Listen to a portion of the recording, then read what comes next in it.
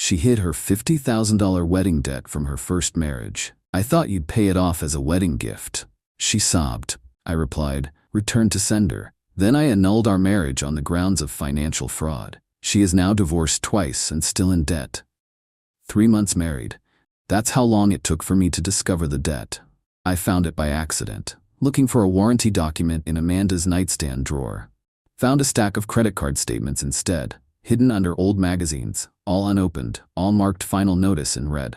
Capital 1, $43,287.56 balance. Minimum payment $247 per month. Interest rate 24.99%. Account opened 3 years ago. No payments in 4 months. I kept looking, found more. Chase, $4,285. Discover, $2,427. Some boutique called Ever After Bridal Credit, $1,001. Total, just over $51,000. Round it to 50 grand. All in her name. Amanda Chen Morrison now, but the accounts were opened as Amanda Chen. All showing the same address, my address.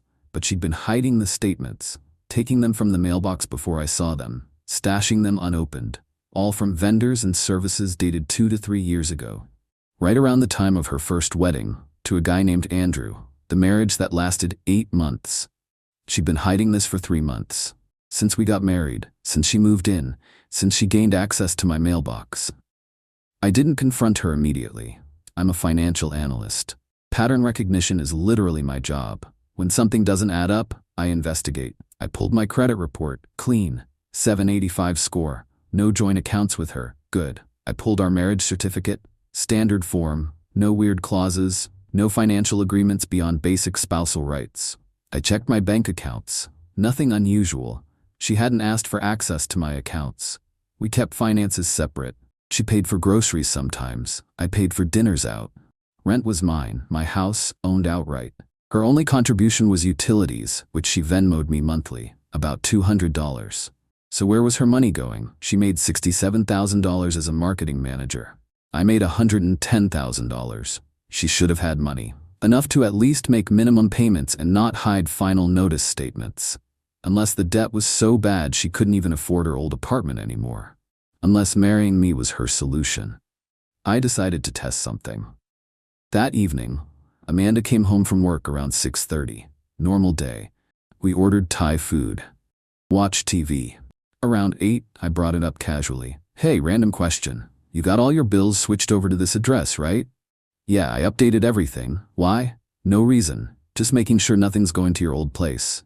I forwarded everything months ago. Even credit cards? She paused. Brief. Barely noticeable. I only have the one Chase card, for points. That's it?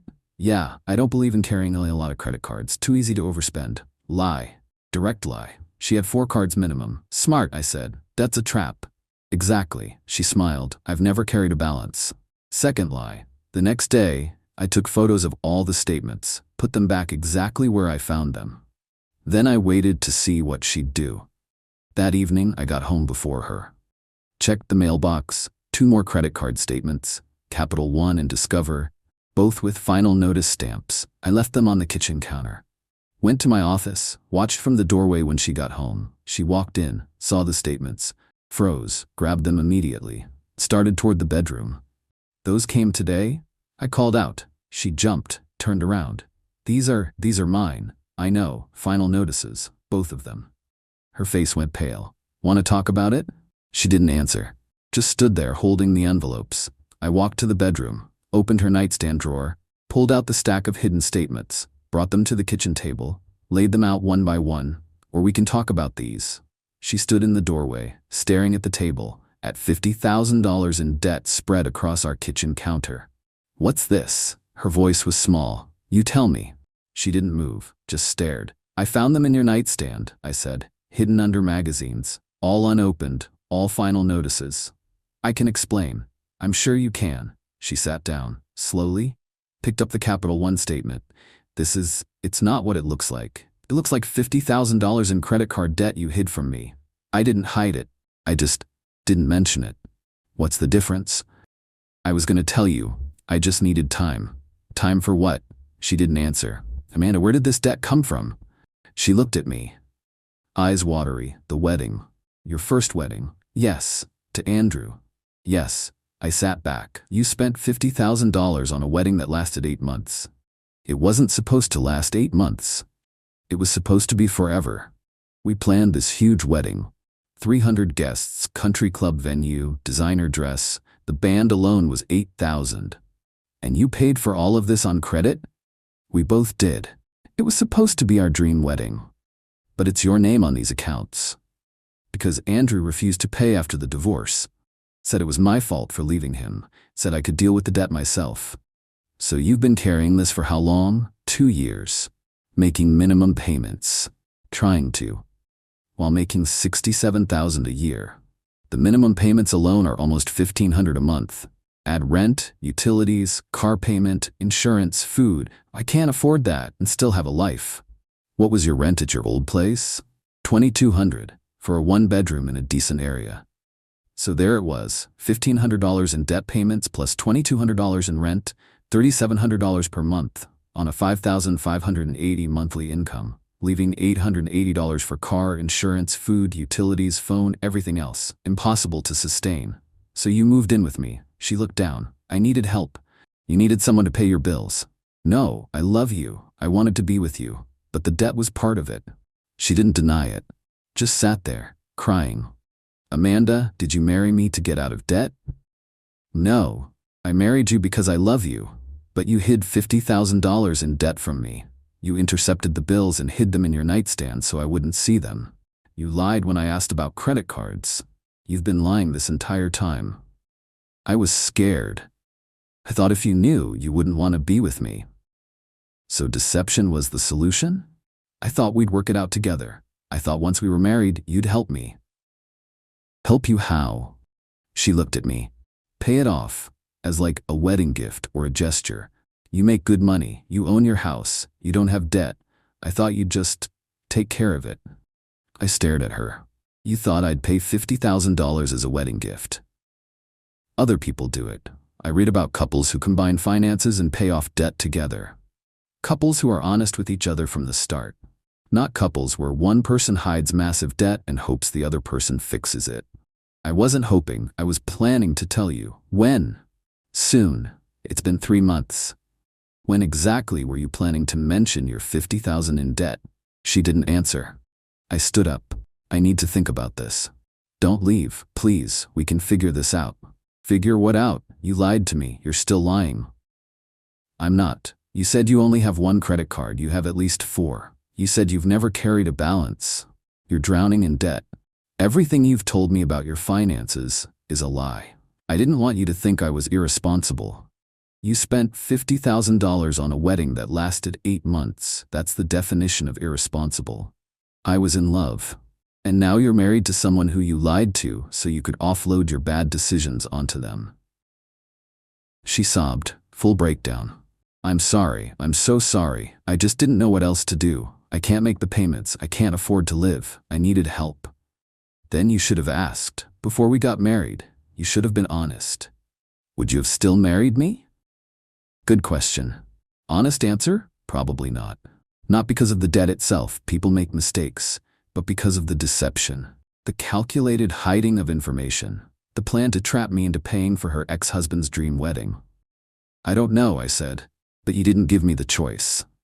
I went to bed in the guest room that night. She slept in our room. I heard her crying through the wall. Next morning, I called a divorce attorney, guy named Richard Chen. No relation to Amanda, just coincidentally the same last name. He specialized in annulments. I've been married 3 months, I told him. Wife hid $50,000 in debt from me, all from her first wedding. Been hiding unopened bills in her nightstand, taking statements from the mailbox before I could see them. Lied directly when I asked about her finances. Can I annul based on fraud? Potentially yes, Richard said. Financial fraud as grounds for annulment requires proving she entered the marriage with fraudulent intent. Did she specifically marry you to gain financial benefit? She admitted she moved in with me because she couldn't afford rent while making debt payments. She admitted she expected me to pay off her debt as a wedding gift. She deliberately hid the extent of her financial situation. That's strong. Do you have documentation? Credit card statements showing months of unopened bills, photos of them hidden in her nightstand, timestamps showing I discovered them 3 months into marriage. Her own admission that she expected me to handle the debt. Get her admission in writing if you don't already have it. I got it in writing. That evening, I told Amanda I wanted to talk. Set my phone on the table between us, recording app open and visible. I'm recording this, I said, for documentation purposes. She nodded, didn't object. I need you to be completely honest, I said. Why did you hide these credit card bills from me? Because I was going to lose my apartment. I couldn't afford the rent and the debt payments. I needed to move in with you. And you expected me to help with the debt? Yes. I thought once we were married, we'd combine finances and you'd help me pay it off. Did you plan this before you moved in? I knew I needed help. I knew you were financially stable. I thought being with you would fix things. So you deliberately hid the debt because you thought I'd refuse to marry you if I knew? Yes. And you expected me to pay off $50,000 in debt from your previous marriage without discussing it first? I thought you'd want to help me. I thought that's what spouses do. Got it all recorded. Played it back to make sure audio was clear. Perfect. Filed for annulment Tuesday morning. Grounds: fraud. Fraudulent inducement to marry based on concealment of material financial information. Had her served Wednesday at her office. Process server handed her the papers during lunch break. She called me immediately. 16 missed calls in 20 minutes. I didn't answer. Sent a text. Talk to your lawyer. Don't contact me directly. She showed up at the house that evening. I didn't let her in. Talked through the door. You can't do this. We're married. For now, annulment proceedings are underway. You can't just annul a marriage. We took vows. Vows you entered fraudulently. You married me under false pretenses. I didn't. You hid $50,000 in debt. You lied about your financial situation. You admitted you expected me to pay your bills without discussing it. That's fraud, Amanda. I'll pay the debt myself. I'll figure it out. Good, you should. It's your debt. Please, don't do this. I love you. You loved my bank account. That's not true. Isn't it? Tell me honestly. If I was broke, would you have married me? She hesitated. Fatal hesitation. That's what I thought. Return to sender, Amanda. Go back to Andrew or whoever will pay your bills next. You're cruel. I'm honest, something you're not. She left. I heard her car peel out of the driveway. The annulment process took 2 months. Richard filed the paperwork, included all documentation, credit card statements, text messages, recorded conversation, timeline of deception. Amanda's lawyer tried to fight it, claimed she had no fraudulent intent, claimed debt isn't grounds for annulment, claimed I was being vindictive. He filed a motion to dismiss. Richard countered with a 50-page brief citing case law. Precedent from 12 different states showing financial fraud is valid grounds for annulment. Examples of similar cases where concealed debt voided marriages. We had a hearing. Both of us, both lawyers, sitting in a courtroom. Amanda wore a black dress. Professional, respectful, trying to look sympathetic. Her lawyer argued that debt acquired during a previous marriage isn't fraud. That many people enter relationships with financial baggage. That I'd never asked about her debt specifically, so she hadn't lied.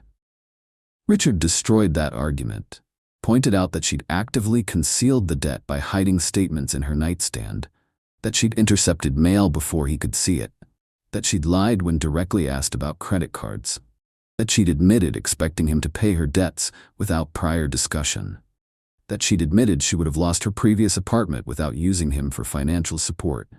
The judge asked Amanda directly, "Did you intentionally conceal these debts from your husband?" She hesitated. I didn't know how to bring it up. That's not what I asked. Did you intentionally conceal them? Yes, but not to defraud him. I just didn't want him to think badly of me. And did you expect him to help pay these debts? I hoped we'd work it out together as a married couple. Did you discuss this with him before marriage? No. Why not? I was afraid he'd leave me. Judge nodded, made notes, reviewed the documents again. But the evidence was overwhelming. She'd deliberately concealed material financial information. She'd admitted to expecting me to pay her debts. She'd married me, at least in part, for financial benefit. Judge reviewed everything, took 45 minutes to read through the file. Then he ruled. Annulment granted. Marriage declared void from inception. No spousal support, no division of assets, complete severance. Amanda sat in the courtroom crying. Her lawyer patted her shoulder. Didn't matter. She wasn't married anymore. She was right back where she started. Divorced twice, $50,000 in debt, no backup plan. After the hearing, I went back to work. Life continued. Removed her from my emergency contacts, changed the locks on my house, forwarded any mail that came for her back to her new address, a studio apartment across town. Rent, $1,400. She downgraded significantly. 3 weeks after the annulment finalized, she texted me. First contact since the courtroom. Started the bankruptcy process. Thought you should know. Why would I need to know? Because you're why I'm in this position. No, your spending habits are why you're in that position. Your fraud is why we're divorced. Annulled, not divorced. Semantics, you're single and in debt either way. I could have made it work if you just helped me. I'm not responsible for your bad decisions. I thought you loved me. I thought you loved me too. Turns out we were both wrong. She didn't respond. I blocked her number. 5 months later, I ran into her at Target, literally turned a corner in the home goods section, and there she was. Looked different. Thinner, tired, pushing a cart with generic brand cleaning supplies. She saw me, froze. Hey, Amanda. Awkward silence. How are you? She asked. Fine. You? Managing. She glanced at her cart. Bankruptcy went through last month, Chapter 7, wiped out all the credit card debt. Good for you. Yeah, fresh start. She paused. I'm sorry for everything. Okay. I shouldn't have lied. I was desperate and scared, and I made bad choices. Yes, you did. Do you forgive me? I thought about it. I don't think forgiveness is the right word. I understand you were in a difficult situation. I understand desperation makes people do stupid things. But no, I don't forgive the fraud, the lying, the manipulation. She nodded. That's fair. Are you doing okay now? Relatively. Bankruptcy destroyed my credit, can't get approved for anything, had to put down 3 months' deposit for my apartment, had to buy a used car cash because no one would finance me, but I'm managing. And the debt's gone? Most of it. Chapter 7 wiped out the credit cards, but there were some old medical bills and a personal loan from a friend that I couldn't discharge. About $12,000 total, payment plans for both. So you're still in debt? Yeah, just less of it. She smiled weakly. I'm dating someone new. He knows everything this time. I learned my lesson. Good. Be honest with him. I am. I have to be. Can't hide bankruptcy when your credit score is 520. True. We stood there. Two people who used to be married, now strangers. I should go, she said. Yeah, take care of yourself, Amanda. You too. She pushed her cart away. I watched her turn the corner, disappeared into the cleaning aisle. I went home, poured a whiskey, sat on my deck. Thought about the last 6 months. I dated Amanda for 8 months before she proposed. She'd seemed normal, responsible, had a good job, nice apartment, never asked me for money. Seemed financially stable. Looking back, there were signs, small ones. She always wanted to go to expensive restaurants but never offered to split the check. Just assumed I'd pay. She forgot her wallet a lot. Movies, coffee shops, grocery store. She talked about her wedding a lot. Her first one. How beautiful it was. How perfect. How expensive. Worth every penny, she'd said. Even if the marriage didn't last, I have the memories. Red flag. Huge red flag. Worth every penny. Of $50,000 for 8 months of marriage. But I'd chalked it up to her being sentimental. Didn't realize she meant it literally. Didn't realize she was still paying for those memories. She'd moved in after 6 months of dating. Her lease was up, she said. Made sense to move in together. Save money. Be practical. I thought she meant save money together. Turns out she meant save her money by having me cover most of the expenses. She'd proposed to me, actually. Not the other way around. 8 months into dating. Took me to a nice restaurant. Gave me a watch. Asked me to marry her. I know it's usually the guy, but I don't care about tradition. I want to be with you. At the time, it felt romantic, progressive, modern. Now it felt calculated. She was running out of time, running out of money, needed to lock me down before I found out about the debt, and it almost worked. If I hadn't been looking for that warranty document, I might never have found those hidden statements. She could have kept intercepting the mail, hiding the bills, making minimum payments secretly, could have kept lying indefinitely, or maybe she would have asked me for help eventually. Some sob story about unexpected expenses.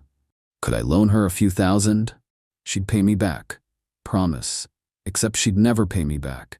She'd ask for more and more, until I was paying her entire debt load without even realizing it. That's the thing about financial fraud. It's not always dramatic. Sometimes it's just slow erosion, a constant taking without giving back, a relationship that's more transaction than partnership. I dodged a bullet, or rather, I stopped the bullet after it grazed me.